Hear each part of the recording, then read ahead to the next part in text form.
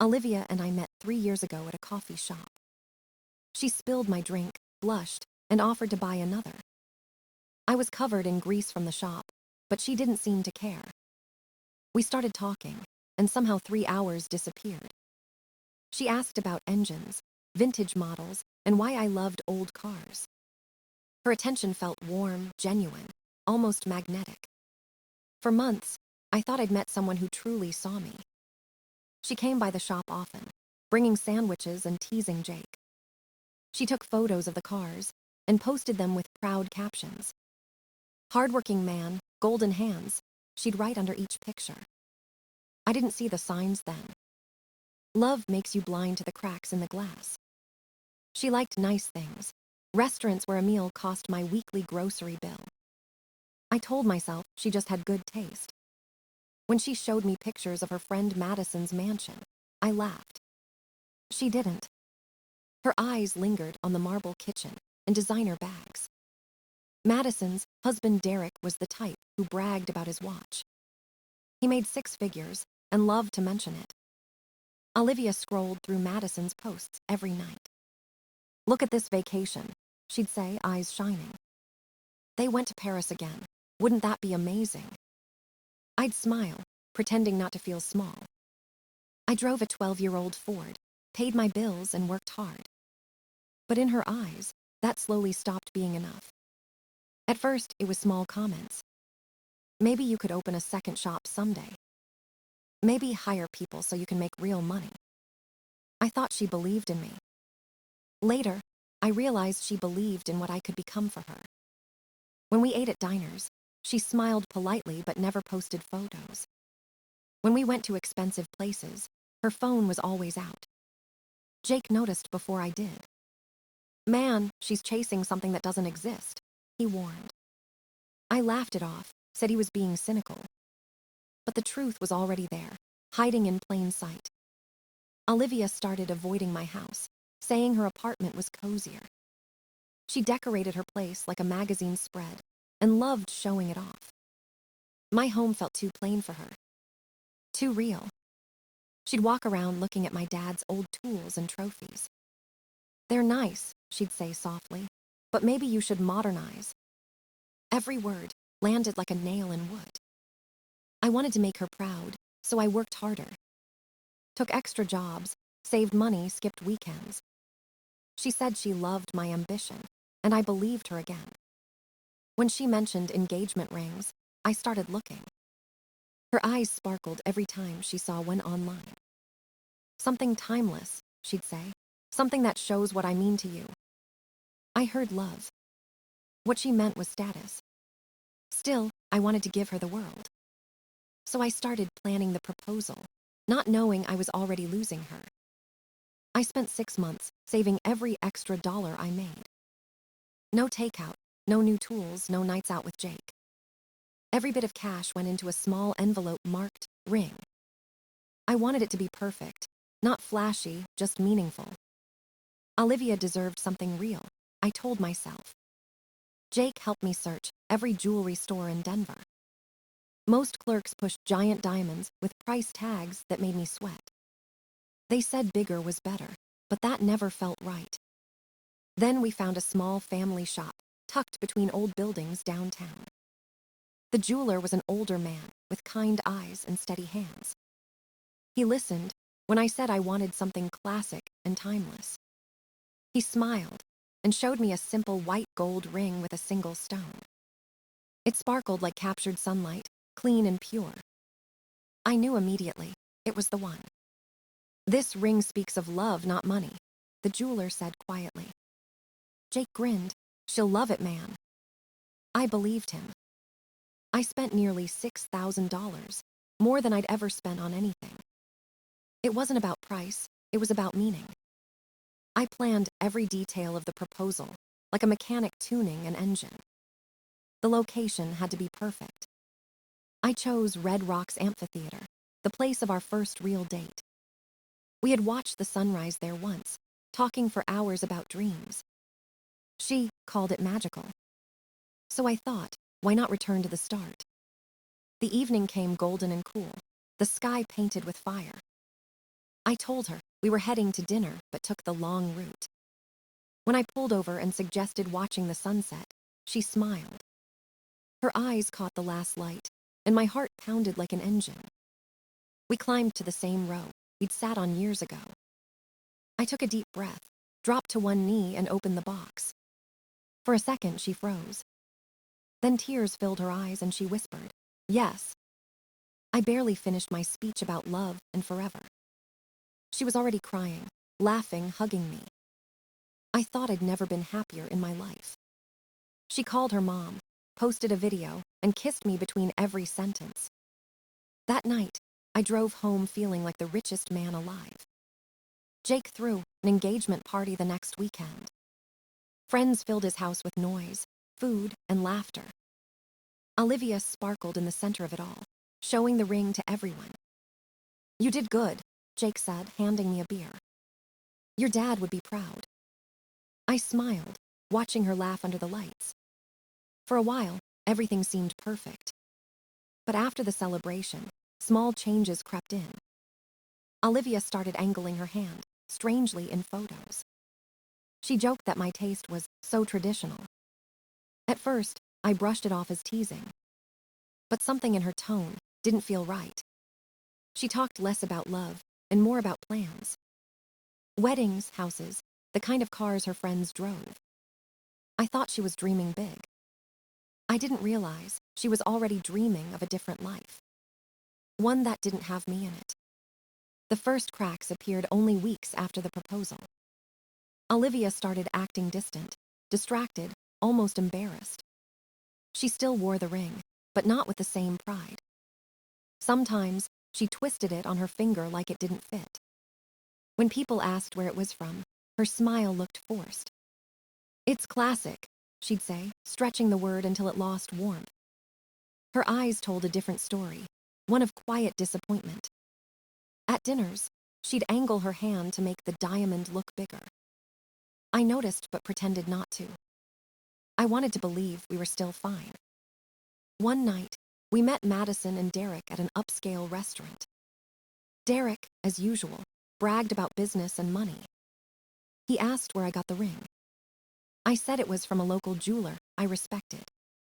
He smirked and said, "Supporting small business, huh? Cute." Olivia stayed silent, cheeks red. That silence stung worse than any insult. Later that night, she suggested a smaller wedding. "Just close family," she said, avoiding my eyes. "What about your friends?" I asked. She shrugged. "They wouldn't really fit with your crowd." Your crowd. Those two words sliced deeper than she could imagine. Jake overheard part of the conversation the next day. He frowned, wiping grease from his hands. "Man, that's not how someone in love talks." I laughed it off, trying to sound confident. But even then, I knew something had shifted. Her laughter changed too. It used to fill rooms, now it sounded practiced. She rolled her eyes at my jokes and barely touched me in public. Her social media became a highlight reel of other people's lives. Trips, designer clothes, fancy restaurants. I wasn't in the frame anymore. Instead, she talked about Madison's new kitchen, Derek's new car. She compared everything, even the way he dressed. I began feeling like an accessory that no longer matched her outfit. When I talked about work, she tuned out. When I mentioned expanding the shop, she said, "Why bother?" She wanted more: money, prestige, glitter. Things I couldn't give her, and she knew it. Still, I held on. I told myself she was stressed, not shallow. I worked harder, thinking effort could fix distance. But her smile was gone before I even noticed. She started going out more. Girls' nights, she called them. Late dinners, loud bars, glittering selfies. Each time she came home later, smelling like perfume and champagne. I never accused her, never demanded answers. Trust was all I had left. But something in my gut whispered that trust was already broken. I ignored it, pretending everything was fine. Until one night, when my phone rang and her name appeared. That accidental call would destroy every illusion I had. And reveal the truth she'd been hiding behind perfect smiles. It was late on a Friday night when my phone started buzzing. Olivia's name flashed across the screen while I worked on an engine. I thought she needed a ride home after another girl's night out. I answered, but no one spoke. There was laughter, clinking glasses, music in the background. Then I heard her voice, clear, sharp, unmistakable. "I had to pretend it was the most romantic thing ever," she said. My heart stopped. She was talking about the proposal. Madison laughed, her voice dripping with fake sympathy. "Oh no, not Red Rocks. That's so high school." The sound of their laughter sliced through me like metal on glass. Then Derek's voice joined in, deep and smug. "So much for girls' night," he joked. Olivia giggled, low and flirtatious. "And the ring," she added. "It's from some strip mall jeweler." More laughter. I felt sick. "I looked it up later," she continued. "Maybe $6,000 tops." "Hey, that's not bad for a mechanic," Derek said mockingly. They all laughed again, louder this time. I gripped my phone, so hard my knuckles turned white. Every word was a hammer hitting my chest. She called my job dirty, my truck embarrassing, my life small. Then she said something that broke me completely. "He just wants this cute blue-collar life. A house, a dog, maybe 2 kids. I can't live like that forever." "Then what do you want?" Madison asked. Olivia sighed. "Someone who dreams bigger, someone who can build an empire." Derek's voice dropped lower. "Someone like me." She laughed softly. "Maybe, if circumstances were different." I froze.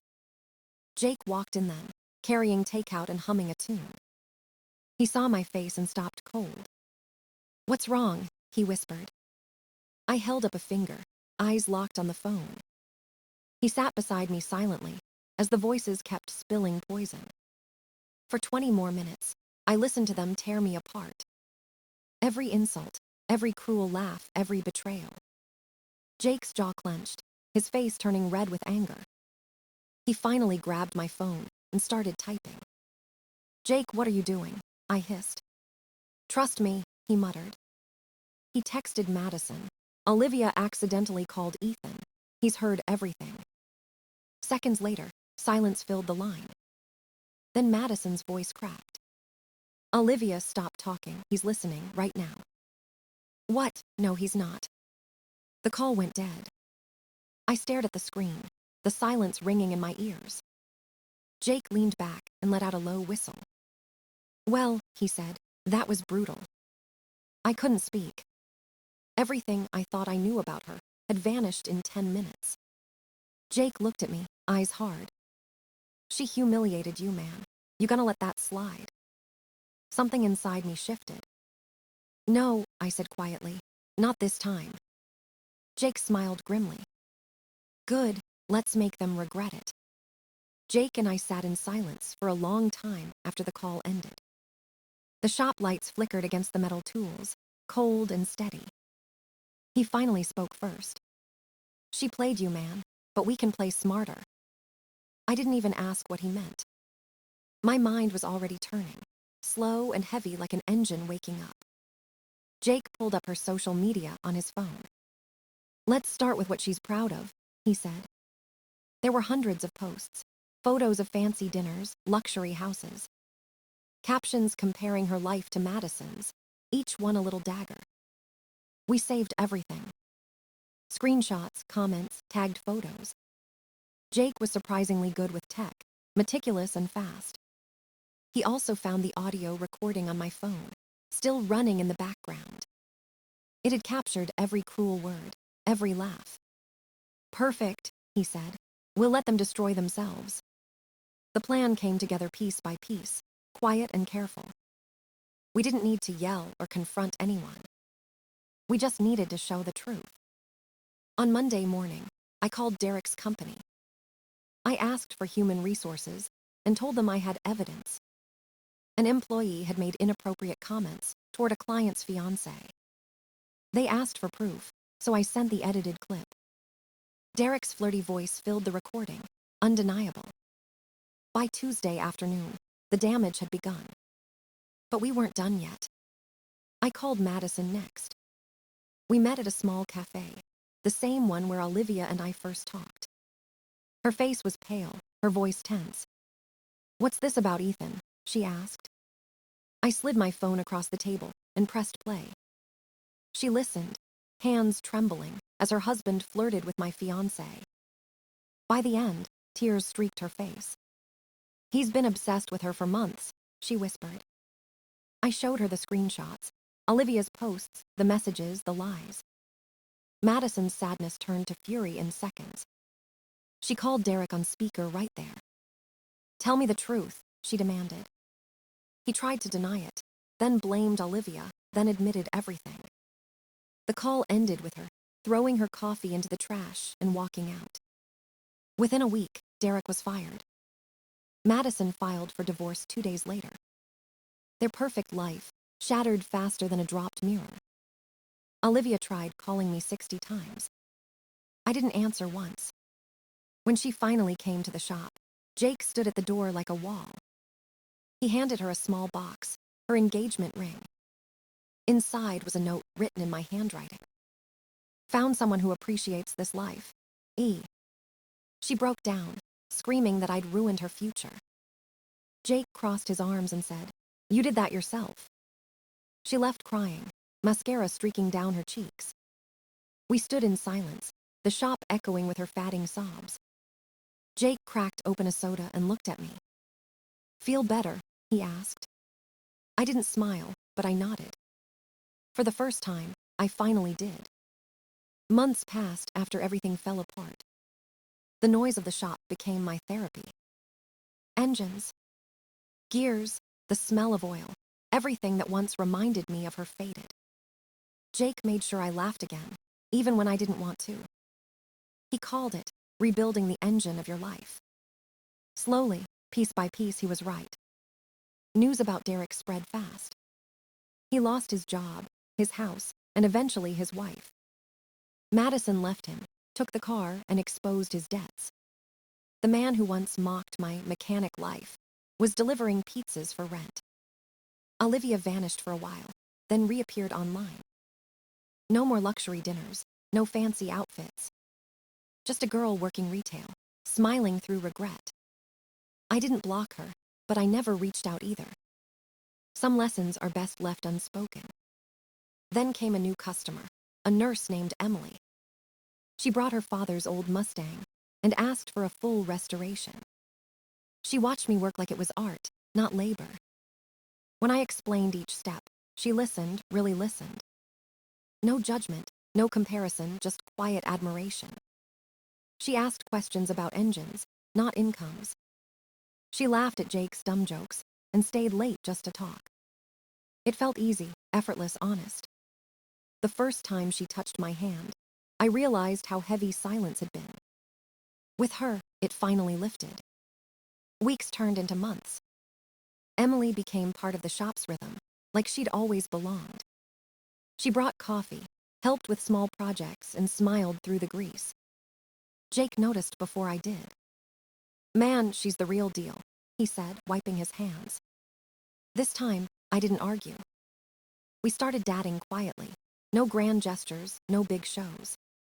Just dinners at home, old music and peace. When Olivia called months later, I almost didn't answer.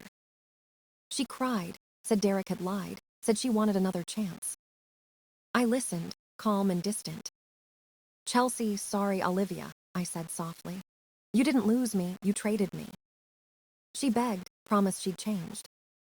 I told her I hoped she truly had. Then I hung up and never heard from her again. A year later, I married Emily in a small ceremony by the lake. Jake was my best man, of course. He made a speech that actually made everyone cry, even himself. He ended it with one sentence that stuck in my head. "Sometimes revenge isn't about hurting them. It's about living so well they notice." Now the shop is busier than ever. We hired 2 new mechanics, built a new paint booth. Customers wait months for a spot, and I love every second of it. Emily's Mustang shines out front like a symbol of everything good that came after. When I lock up each night, I still think of that phone call. It ruined one life, maybe two. But it built another, stronger, cleaner, and real. It's been a year since the night that changed everything. The shop hums every morning like a heartbeat I built myself. Jake still cracks jokes loud enough to shake the walls. Emily brings coffee, kisses my cheek, and reminds me life can be gentle. Sometimes, I catch her staring at the cars like they're alive. That's when I know she understands me better than anyone ever did. Olivia is just a ghost now, a name without a feeling. I don't hate her anymore. Hate would mean I still cared. She taught me what love isn't, and that's a lesson I needed. Every scar, every heartbreak, every engine I've rebuilt, it all fits together. Life breaks you down, then gives you tools to start again. And sometimes, what you build after the wreck is even stronger. The past doesn't haunt me anymore. It fuels me. I close the shop at dusk, watch the sun fade over Denver's hills. The sky glows red, the same color as that night at Red Rocks. Only this time, the memory doesn't hurt. It feels like peace,